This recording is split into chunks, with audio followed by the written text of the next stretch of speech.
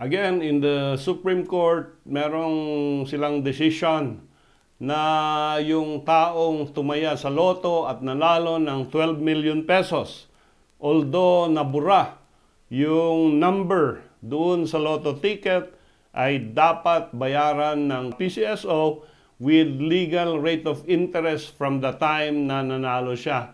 This is the case in the province na yung taong nanalo ng loto, natupi niya or nalukot niya yung winning ticket.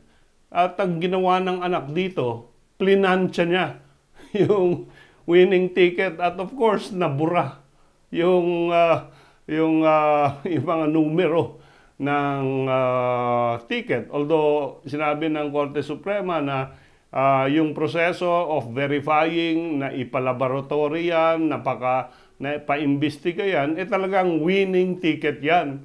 Pero ayaw bayaran ng PCSO kaya nagdemanda yung winner. At finally, itong taon na ito, sabi ng Korte Suprema, bayaran nyo. 2014 pa nanalo yung ating winner.